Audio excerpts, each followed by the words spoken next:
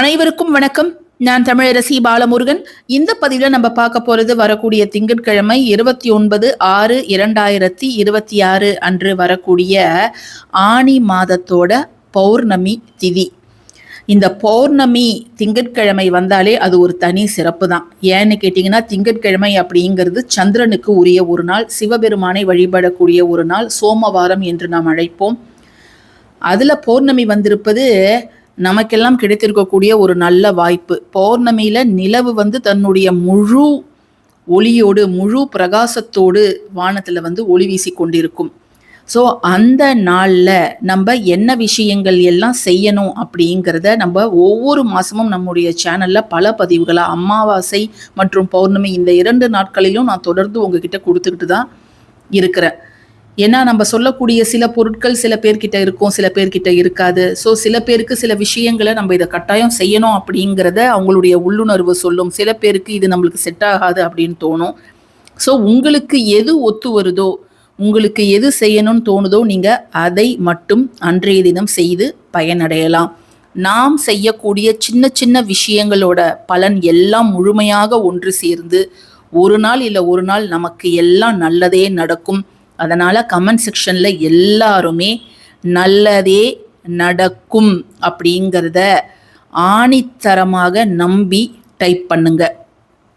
இந்த ஆணி மாதத்தில் பொதுவாக என்ன தெரியுமா சொல்லுவாங்க, கூனியும் நிமிர்ந்து நிற்பாலாம். கூனி கிழவி அப்படிங்கிறவங்க எப்படி இருப்பாங்க, எப்போதும் அந்த கூன் முதுகோட கீழே குனிஞ்சிக்கிட்டு அப்படிதான் இருப்பாங்க. அவங்களே நிமிர்ந்து நிற்பாங்களாம். அப்படின்னா இந்த மாதம் மருத்துவத்துக்கு மிக உகந்த மாதம் அப்படின்னு சொல்லப்பட்டிருக்கு. மேலும் இந்த மாதத்தில் சூரியன் ரிஷப ராசியிலிருந்து புதனின் ராசியான மிதுன ராசிக்கு சென்று அங்க ஒரு மாசம் இருப்பாரு. அதை தான் நம்ம ஆணி மாதம் அப்படின்றோம்.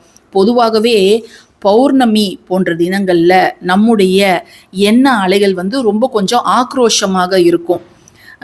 எல்லாமே பௌர்ணமியும் அமாவாசையும் ஜஸ்ட் எக்ஸாக்டா ஆப்போசிட்ல இருக்கும்.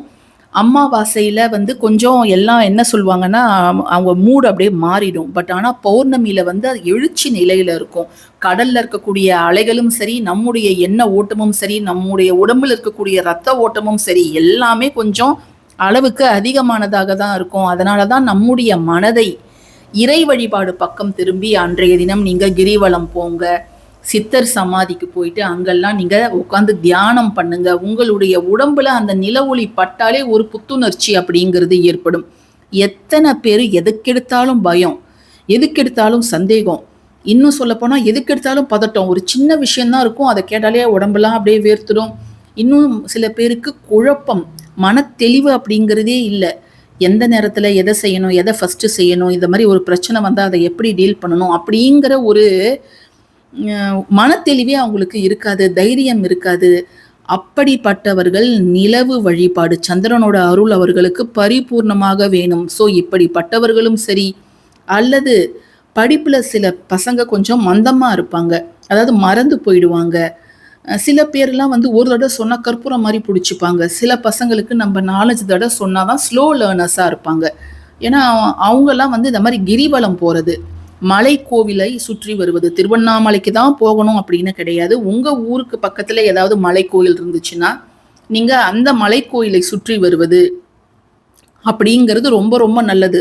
வேற ஒண்ணுமே இல்லையா, என்னால எங்கேயும் போக முடியலையா, மொட்டை மாடியில போயிட்டு ஒரு 1/2 மணி நேரம் அன்று இரவு உட்கார்ந்து நிலவை பாருங்க. நிலவை பார்த்து என் மனசுல இருக்கக்கூடிய அத்தனை குழப்பங்களும், என் வாழ்க்கையில் இருக்கக்கூடிய பிரச்சனைகளுக்கெல்லாம் ஒரு நல்ல தீர்வு வேணும் அப்படின்னு நீங்க கையெடுத்து கும்பிடுங்க. ஏன்னா நவ கிரகங்கள்ல நம்ம சந்திரனும் சூரியனும் இந்த இருவர் மட்டும்தான் நம்ம கண்களால் பார்த்து வணங்க முடியும். ஸோ அதை அவசியம் செய்யுங்க. இந்த பௌர்ணமி திதி எப்போ ஆரம்பிக்குது அப்படின்னு பார்த்தீங்கன்னா, ஜூன் 29 திங்கட்கிழமை அதிகாலை 4:22 மணிக்கு ஆரம்பிக்குதுங்க. எப்போ முடியுது அப்படின்னு பார்த்தீங்கன்னா, ஜூன் 30 செவ்வாய்க்கிழமை காலை 6:11 மணிக்கெல்லாம் இந்த திதியானது நிறைவடைகிறது. சரிங்களா? ஸோ திங்கட்கிழமை முழுமையாக நமக்கு பௌர்ணமி அப்படிங்கிறது இருக்குது.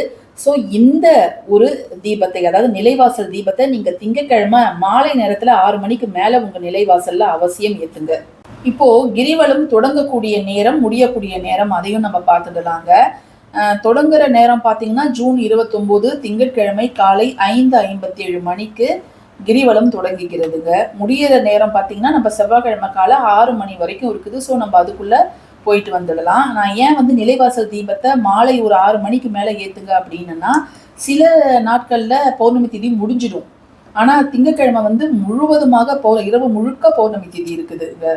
இப்போ நம்ம நிலைவாசல்ல திங்கட்கிழமை மாலை ஒரு 6 அல்லது 7 மணிக்கு மேலே, அதாவது நிலவு வானத்தில் பிரகாசமாக இருக்கக்கூடிய அந்த நேரத்தில் நீங்கள் இன்னும் கேட்டிங்கன்னா, திங்கட்கிழமை அந்த சந்திரஹோரை வருது பாருங்கள், நைட்டு 8 to 9 அந்த நேரத்தில் கூட நீங்கள் ஏற்றி வைக்கலாம். ஏன்னா நிறைய பேர் நான் 6 மணின்னு தம்ப்நெயிலில் போட்டிருந்தா 6 மணி போயிடுச்சு, நான் இப்போ ஏற்றலாமா அப்படின்னு கேட்குறாங்க.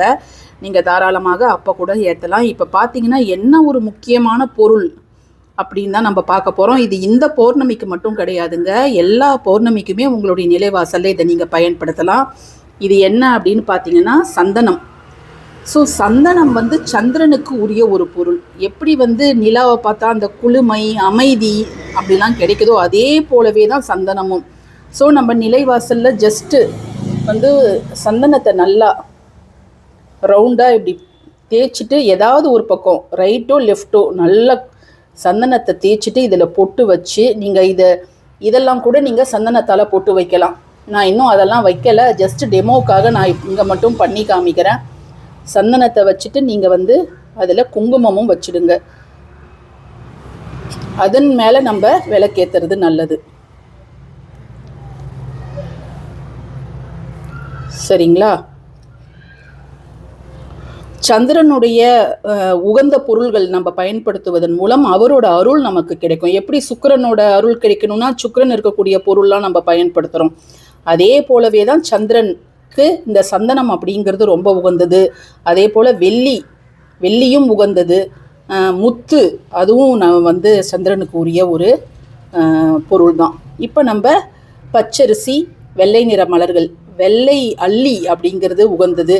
அதே போல் வெள்ளை அரளி அதுவும் உகந்தது. அதெல்லாம் கிடைக்காது அப்படிங்கிறதால நான் வந்து இந்த மாதிரி முல்லை வச்சுருக்கிறேன். ஜஸ்ட்டு இதுக்கு மேலே இதை நீங்கள் வச்சுடுங்க. நீங்கள் நிலவுக்கு வந்து ஒரு 3 முறை ஆரத்தி காமிச்சிட்டு அதுக்கப்புறம் கூட இதை நீங்கள் உங்களுடைய நிலைவாசலில் தாராளமாக இதை வைக்கலாம். வச்சுட்டு எழுந்து நின்று 2 கைகளையும் கூப்பி நீங்கள் வணங்கிடுங்க. அவருடைய அருள், சந்திரனுடைய அருள், அதை சந்திரனை வழிபடுவதன் மூலமாக சிவபெருமானோட அருள், பார்வதி தேவியோட அருள் எல்லாமே நமக்கு அன்றைய தினம் பரிபூர்ணமாக கிடைக்குங்க. இந்த தீபமானது எந்த திசையை நோக்கி எரியணும்லாம் நீங்கள் குழப்பிக்க வேண்டாம். உங்களுடைய நிலைவாசலில் எந்த திசை இருக்குதோ அதே திசையில் நீங்கள் ஏற்றி வைங்க, அதுவே போதும். இன்னும் சில பேர் வந்து நம்ம மொட்டை மாடியிலேருந்து நிலவை பார்த்து வழிபாடு செய்வாங்க, பூஜைலாம் செய்வாங்க. அங்கே கூட நீங்கள் இந்த விளக்கை ஏற்றி வைக்கலாம். இந்த தீபமானது 1 மணி நேரத்துலேருந்து 2 மணி நேரம் வரைக்கும் தாராளமாக எரியலாங்க. அது மட்டும் கிடையாது, நீங்கள் அந்த பௌர்ணமி இரவன்று நிறைய பேர் சத்யநாராயண பூஜை, லக்ஷ்மி குபேர பூஜை அல்லது அவங்க குலதெய்வத்திற்கான பூஜைலாம் பண்ணுவாங்க. அந்த பூஜைகள்லேயும் நீங்கள் இதை மாதிரி சந்தனத்தை ரொம்ப நிறைவாக பயன்படுத்துங்க. நல்ல மாற்றங்கள் உங்கள் குடும்பத்தில் ஏற்படுவதை நீங்களே கண்கூடாக பார்க்கலாம். பதிவு பிடிச்சிருந்ததுன்னா கட்டாயமாக லைக் பண்ணுங்கள், எல்லாருக்கும் ஷேர் பண்ணுங்கள், நம்ம சேனலுக்கு சப்ஸ்கிரைப் பண்ணுங்கள். தேங்க்யூ ஃபார் வாட்சிங் திஸ் வீடியோ. நன்றி.